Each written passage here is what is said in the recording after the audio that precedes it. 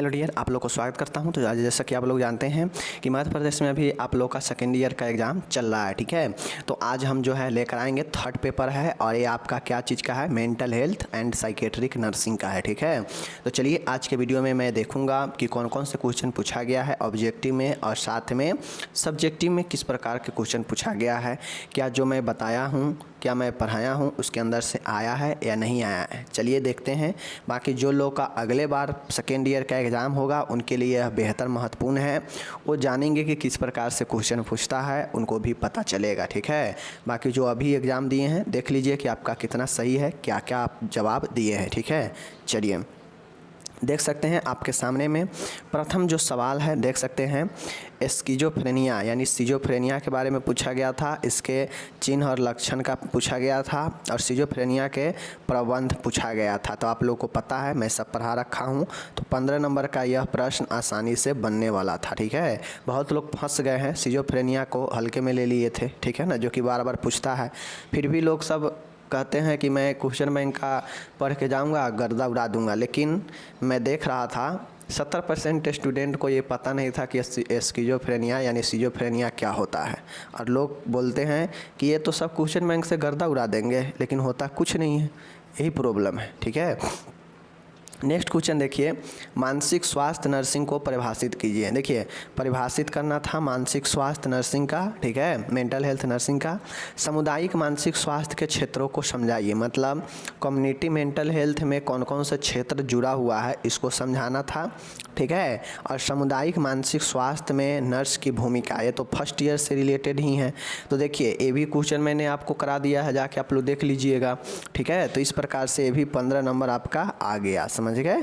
चलिए अब नेक्स्ट यहाँ पे 10 नंबर में पूछा गया था आत्महत्या की परिभाषा लिखिए 2 नंबर, और आत्महत्या के कारण के साथ साथ इसका रोकथाम भी पूछा गया था 8 नंबर। तो 10 नंबर में भी क्वेश्चन बनने वाला था, ठीक है। चलिए यानी हम 40 नंबर का क्वेश्चन जो पूछा गया है ऊपर में बिल्कुल करा चुके थे, ठीक है ना। चलिए उसके बाद देखिए अब आता है यहाँ पे आप लोगों को क्या चीज़ फिलअप आता है, देख लीजिए।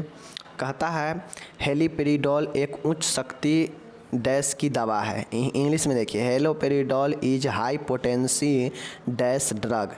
तो आप लोगों को पता होना चाहिए हेलिपेरिडोल जो है वह एक एंटीसाइकोटिक ड्रग है। क्या है? एंटीसाइकोटिक ड्रग है, ठीक है, याद रखिएगा, एंटीसाइकोटिक ड्रग, समझ गए। चलिए दूसरा है किसी अन्य व्यक्ति की क्रिया या हाव भाव की पुनरावृत्ति डैश कहलाती है। Repetition of another person action of gestures is called, क्या कहलाता है? इकोपैरेक्सिया, ठीक है ना, इकोपैरेक्सिया। अब देखिए बहुत लोग लिखे होंगे जिनको मैं अलग एक ऑब्जेक्टिव में बताया, पिछला जो आप लोग प्रीवियस ईयर का ऑब्जेक्टिव देखे होंगे उसमें मैं कुछ रिपीटिशन करके मैंने बताया है, ठीक है ना, कुछ रिपीटिशन करके है। तो आपको टेंशन नहीं लेना है, वो भी सही है। और जो लोग इकोपैरेक्सिया लिखे होंगे, चूँकि हम दोनों बताए हुए हैं, इकोपैरेक्सिया भी एक जगह पर बताए हुए हैं और एक जगह पर मैं रिपीटिशन ऐसे ही कुछ करके था वो भी मैं बताया हूँ, तो दोनों सही है, ठीक है ना। चलिए स्मृति की हानि एमनेसिया कहलाता है। क्या कहलाता है? स्मृति की हानि, मेमोरी का लॉस एमनेसिया कहलाता है, ठीक है। चलिए मनोविकार नाशक दवाएं डैश कहलाती है, यहाँ पे पूछा गया है। इंग्लिश में देखिए, antipsychotic drug are also known as. तो मैं क्या आपको नहीं बताया हूँ कि एंटीसाइकोटिक दवाई को न्यूरोलेप्टिक दवाई भी कहा जाता है? मैं नहीं बताया हूँ, बिल्कुल बताया हूँ, जाके देख लीजिए। एंटीसाइकोटिक दवाई को न्यूरोलेप्टिक ड्रग भी बोला जाता है, ठीक है। तो इसमें ये हो जाएगा, सब तो मैं पढ़ाया ही हूँ, ठीक है ना। चलिए तीव्र जैविक मानसिक विकार डैश कहलाता है। देखिए acute organic mental disorder is known as delirium. आप लोग को मैं ये भी कराया हूँ, जाके आप लोग देख लीजिए। बहुत लोग कहेंगे कि आप नहीं कराएं, मैंने इसमें से लगभग सब कराया हूँ, ठीक है। बस आपको थोड़ा दिमाग लगाना था, क्योंकि एग्ज़ाम में हड़बड़ाए रहता है आदमी, तो जो आता रहता है उसमें भी कहता है कि नहीं आता है, सब करा चुके हैं। Acute organic mental disorder is also known as delirium. सन्निपात, सन्निपात को ही न तीव्र गति से और अस्थायी मानसिक विकार कहते हैं। और डिलीरियम डेमनेसिया, दो ये वो तो ऑर्गेनिक होता है, और इस ऑर्गेनिक में जो तीव्र गति से होता है और अस्थायी होता है वही तो डिलीरियम होता है। तो यहाँ पे डिलीरियम हो जाएगा, ठीक है।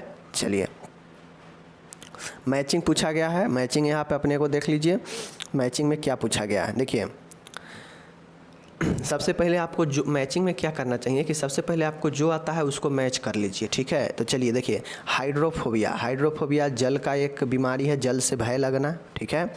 चलिए, भावनाओं की कमी, एपैथी होता है जिसको उदासीनता हम लोग बोलते हैं, तो ये वाला इससे हो जाएगा, ठीक है।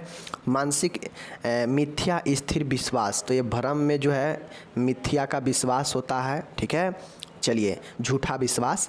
मानसिक स्थिर परीक्षण, तो आप लोगों को पता है कि मानसिक स्थिति का परीक्षण, मेंटल स्टेटस एग्जामिनेशन जो है, यह इनसाइट जो है, इस इनसाइट एक प्रकार है जिससे मानसिक दशा का परीक्षण किया जाता है, और जो बच गया वो हो जाएगा। तो मेनिया जो है क्या हो जाएगा, एक मनोदशा का प्रभावी विकार हो जाएगा, समझ गए। तो इस प्रकार से जो मिलाए होंगे 5 नंबर उनका सही हो गया, ठीक है। चलिए अब इधर देख लीजिए, बच गया है डिफरेंस पूछ लिया है। देखिए मैं आपको डिफरेंस भी, अंतर बताऊं भी मैं करा चुका था, ठीक है ना। चाहे वो डेमनेशिया डेलेरियम हो, चाहे साइकोसिस न्यूरोसिस हो, चाहे मेनिया डिप्रेशन हो, चाहे वो इंटरनल और एक्सटर्नल डिप्रेशन हो, मैं सब करा चुका हूं। लेकिन इसमें से आपको 3 का ही जवाब देना था, 15 नंबर का था, ठीक है। चलिए, कोई ऐसा प्रश्न नहीं है जिसको मैं नहीं कराया हूँ। बाकी अगर आप नहीं बना के आएंगे तो इसमें तो मेरी गलती है नहीं, ठीक है। चलिए, मादक पदार्थों का लक, ड्रग एडिक्शन, ये भी मैं बता चुका हूँ, ठीक है। कॉन्फ्लिक्ट फर्स्ट ईयर का ही पूछ लिया गया है, देखिए, ठीक है। डिफेंस मैकेनिज्म, समझ रहे हैं ना, डिफेंस मैकेनिज्म। डिफेंस मैकेनिज्म मतलब आप लोगों को पता है मनोरचनाएं, पॉजिटिव निगेटिव और सब में प्रकार लिख देना था, ठीक है। National mental health program NMHP, ये भी पूछ दिया गया है। तो इसमें से किसी 2 ही का तो जवाब देना था, 4 में से 2 ही का जवाब देना था। तो जो 2 आता है, चाहे ए आया हो, ठीक है, चाहे फिर ए आया हो, तो 2 ही का जवाब देना था, कोई भी लिख देना था, ठीक है। चलिए, तो मैं आपको यहाँ पे कंप्लीट बता दिया। और जो लोग अगर क्वेश्चन बैंक के चक्कर में थे तो उनका कहीं ना कहीं दिक्कत हुआ होगा, क्योंकि क्वेश्चन बैंक के चक्कर में रहने पर आप कंप्लीट तैयारी नहीं कर सकते हैं। जिस प्रकार से यहाँ पे डिफरेंस पूछ दिया, ठीक है, जिस प्रकार से आपका ऑब्जेक्टिव पूछ दिया एक आध, तो ये सब पढ़ने वाले स्टूडेंट के लिए ही है, ठीक है। बाकी चलिए, बेस्ट ऑफ लक, आप लोग का एग्ज़ाम अच्छा गया होगा, उम्मीद करता हूँ। जो मैंने पढ़ाया था सब आ ही गया, तो अब इसमें बात कौन सी है। चलिए मिलेंगे अगले वीडियो में, तब तक धन्यवाद।